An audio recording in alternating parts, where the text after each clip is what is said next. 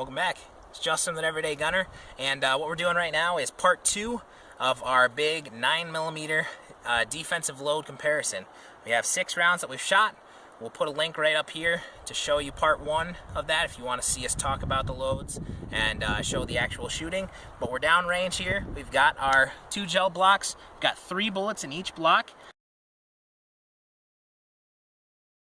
What we've got here is a 147 grain HST from Federal. We've got a 124 grain HST from Federal, and then in the bottom is our 100 grain Pow'R Ball from Glaser and cor-bon. About what I expected, but still interesting to look at. All right, so right here is our 147 grain.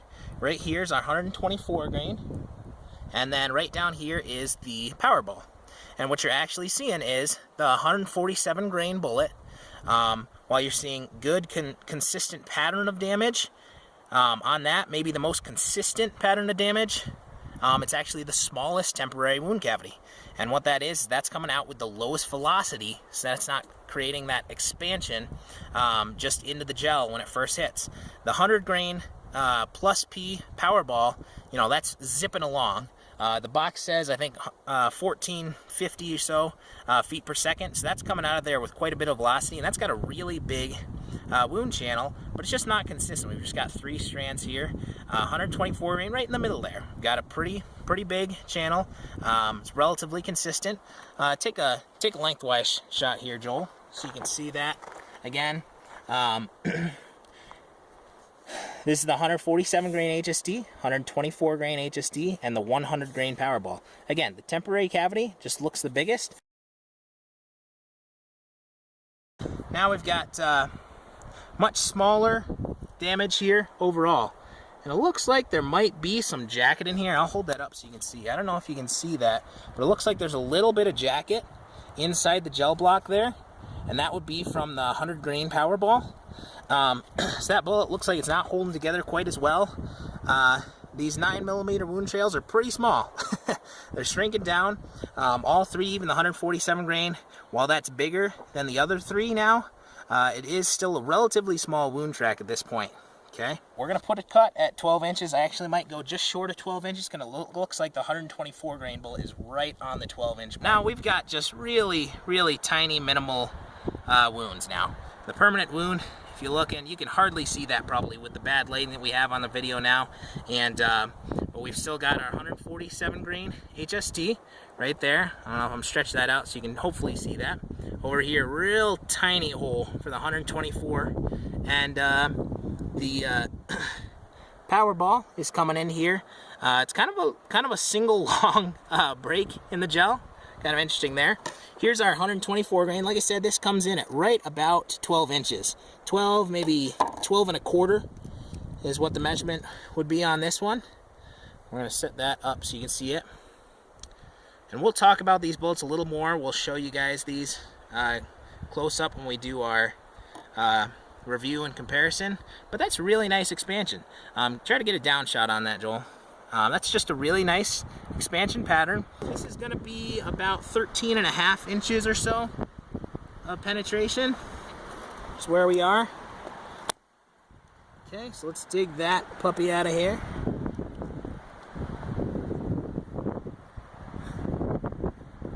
Alright, let's set that up. So there's the 147 grain. And set that same pattern we shot it. You can see it's a little bit bigger, but really similar looking expansion. The way it expanded, the way it looks sitting there on the gel block is incredibly similar. Okay, so we've got about right at 12 and a quarter inches of penetration on the 124 grain HST, 13.5 or so out of the, maybe 14 out of the 147 grain. You know, actually, I'm looking, and there's a really tiny exit hole, it looks like. Can you come around here, Joel? Right here. Now, these are just me handling it and tearing up the gel, but right there is an exit hole. So it is a really small exit hole. The fact that this Pow'R Ball is coming out and still traveling, I didn't even bother setting up a water jug. So I figured, hey, no handgun round's going to go past, none of these modern handgun rounds is going to go past 18 inches. So in our second gel block, we have the Hornady Critical Duty was our top right shot. The top left shot was the Remington Golden Saber, and the bottom shot was the Speer Gold Dot 147 grain. So you can see back at about 17 inches or so, we've got two of those, the Hornady Critical Duty and the 135 grain plus P and the 147 grain Golden Saber are right about at 17 inches of penetration. So we're going to cut it about 4 inches here. Use that as our first cut. Right away, kind of looks like the Golden Saber has the biggest temporary wound channel and the Gold Dot has the smallest. Okay, the Hornady Critical Duty has a really respectable one. And again, we are 4 inches in, so we're not looking exactly what happened in the first couple inches. But you can look in there, really nice wound channel out of the Remington Golden Saber. If you can see that in there, you can see the temporary damage across there. Okay, so let's look from the end here. We got a relatively small temporary wound cavity and permanent one from the 147 Gold Dot. Again, the Hornady Critical Duty just looks really picture perfect, the damage there, and then really big damage out of this Golden Saber. The Golden Saber is really impressing me, actually. We've got our cut right at 8 inches here. Again, boy, this Gold Dot's disappointing me. Gold Dot, really small wound channel there. It's clearly the smallest. Really respectable damage still coming out of the Hornady Critical Duty. But again, just really good damage out of this Golden Saber. Let's take our next one back to 12 inches, which is what we want as a minimum as far as penetration. These have all pretty much gone down to a really minimal amount of damage. Again, Golden Saber's impressing me. It looks like the largest. Gold Dot, really disappointing. Real small wound channel there. And here we've got it. We're right on the Gold Dot, and you can see it is expanded.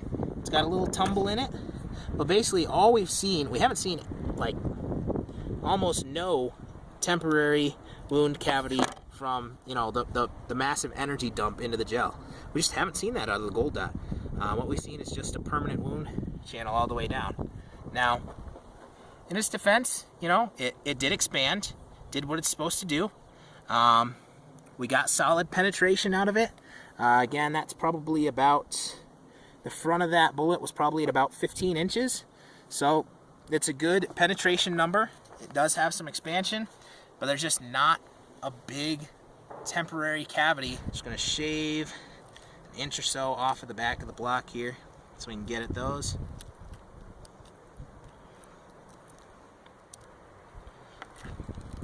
I'll remind you, this is just a single shot test, okay? So we're not doing an exhaustive comparison. That may be something we'll do farther down the road, but for now we're just doing single shots. So there's our Critical Duty. We'll set that up for you. Gave us about 17 inches of penetration, did expand, had a good wound channel. But boy, look at that Golden Saber. That thing's nasty looking. It's big, those petals are rolled way back. The lead has mushroomed inside of there, and we got about 17 inches of penetration. Alright, so we're back at the Everyday Gunner household, and we're taking a look at our results.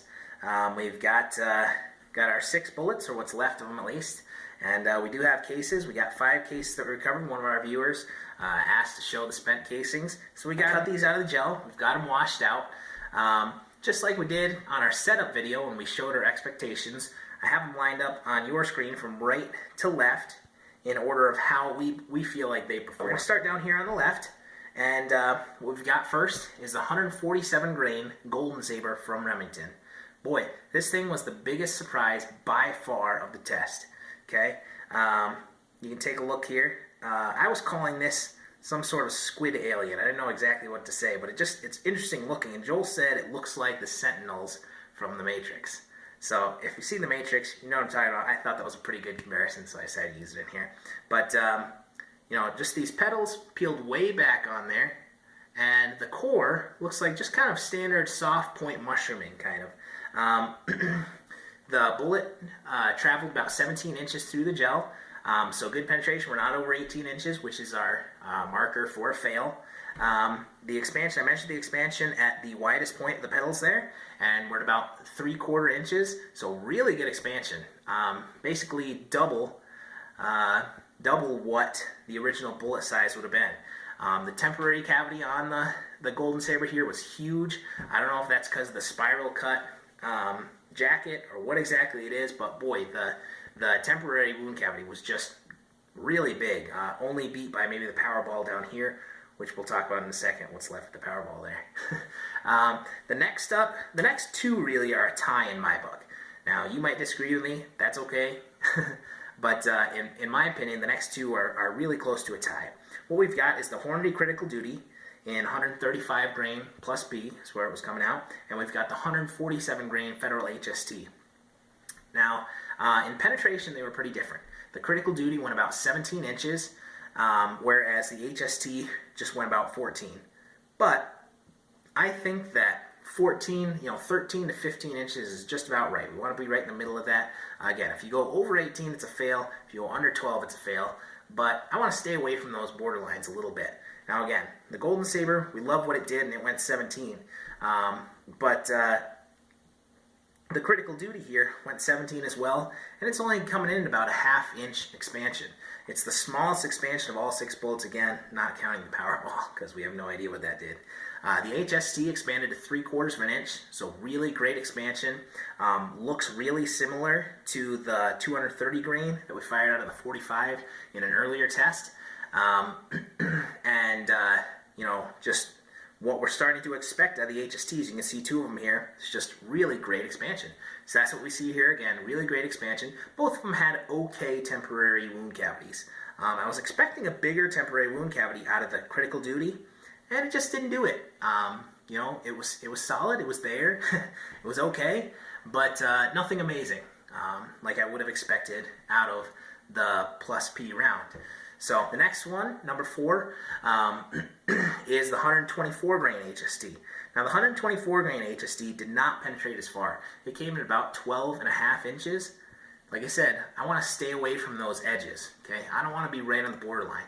While the FBI has set 12 as the minimum that they believe is necessary for a reliable self-defense load when you're trying to stop a threat, yeah, it passed that. But it's right there. If a few things changed, if the situation was a little bit different, maybe it's not going to make that. And I want to be more in the center there. So while we actually had a really big temporary wound cavity on the 124 grain HST, I'm just going to assume that it's traveling at better velocity, say, than the 147. So that blows out that temporary wound cavity more. And we had really great expansion. Again, about 3/4 inches of expansion at the widest point on those pedals. So really great temporary wound cavity, really good expansion, but just being on the borderline of that 12-inch mark worries me a little bit, so we put that number 4. One of the other big surprises of the test here is our number 5 load, and that's the Speer Gold Dot. Okay, Speer Gold Dot theoretically did what it's supposed to do. Okay, it traveled about 15 inches, was right in that middle area where I personally would like my defensive load to be. It did expand. It actually expanded to about 5/8, so smaller than the really big expanders here, but bigger than the Critical Duty. But what's disappointing about it is it just left like very little temporary wound cavity. And I'm not sure what that is. I don't know if it's traveling at a lower velocity. I don't have a chronograph, so I can't check that. But I don't know if it's the way it expands, but it just didn't leave much of a temporary wound cavity. The smallest of the temporary wound cavities, in my judgment, and that temporary wound cavity just disappeared. You go in just a little ways, and quicker than any of the other bullets, that temporary wound cavity was gone, and now you just have a 5/8 inch expanded bullet kind of plugging its way along through the gel, tumbling along, leaving this little itty-bitty wound trail. Okay, so very disappointing on there. The last one down here is the Pow'R Ball. That's from Glaser, from cor-bon, I don't know. But the Pow'R Ball, interesting result. Okay, we'll talk about the good first. The temporary wound cavity was huge. Okay, it was the biggest, I think. It's close to what the Golden Saber did. I'm not sure, but I think it's bigger. Okay, it looked a little inconsistent, but big wound cavity either way. But looks like the core traveled all the way through and just punched out the back of the block. So that's 18 inches plus. So that's a fail. So this automatically disqualified itself. That's a big negative. The other negative I see is you can see we've got little chunkers here. There's one little fleck of lead. We got 3 hollow point petals, and we managed to recover the little polymer ball. So we did recover that. Now, this isn't fragmenting, okay? sometimes you want bullets to fragment. They're designed. I don't know if you guys have seen the RIP ammo online. It's a 9mm that's designed to fragment. So when it hits the gel or it hits the medium, whatever it's being shot into, the threat, there's pieces of it that are designed to break off and they travel out to cause extra damage. Now the effectiveness, the RIP ammo itself is debatable. There's some other videos out there, you can check those out. But that's designed to fragment. Okay, the Pow'R Ball isn't. What this is doing is as that bullet's traveling through, alright, it expands, it causes the temporary wound cavity, high velocity hits that block, and the bullet just starts to fall apart. It's traveling through, and in the permanent wound trail, it's just leaving behind pieces of copper as it goes. So it's not adding to the damage at all. It's just leaving chunks of the bullet behind. So between those factors, the Pow'R Ball did come in last. Yeah, something, you know, a reminder here. The gel that we're shooting into is 10% gelatin by weight. It was made right here in the Everyday Gunner kitchen, so that's something that you could make yourself. You can look up videos online, you can Google it, you can find it and make it yourself, okay?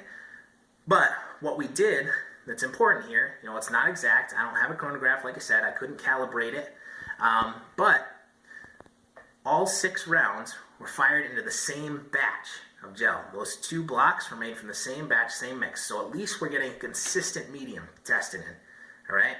So when we look at these results, maybe it's not a real scientific result, you know, it is just a one-shot test, but we wanted to do a comparison where you could see them all at once. You know, something that we may do down the road, farther on the channel, is take a look individually at each of these loads. That's something I'd be very much interested in seeing. But we have a comparison that you can see into the same medium, and we're seeing the results on an equal playing field. We appreciate you guys checking us out. We do have a website set up. It's www.everydaygunner.com. You can see some of our videos here, links to some of our other videos, a little more information about us, things like that. We do have a blog. It's everyday-gunner.blogspot.com. You can see a few still photos of this test and a little bit more information what was going through our heads when we ran this test. And finally, we did set up a Facebook page. It's facebook.com/everydaygunner. And what we have there is every day we're going to put a post up, just talks a little bit about gun ownership, talks about different guns, news, things like that. Just one post a day, just to keep the everyday gunner up to speed, some information the everyday gunner might appreciate. Also, we'll be posting our videos up there, so if you want to keep track of what we're doing and you're on Facebook all the time, hey, great way to do it. Like that page, and we'll post up every time we do a new video. All right? So, again, appreciate you guys checking us out. If you like the information, you can hit the subscribe button for us. Come back, check out other videos, and we'll see you next time.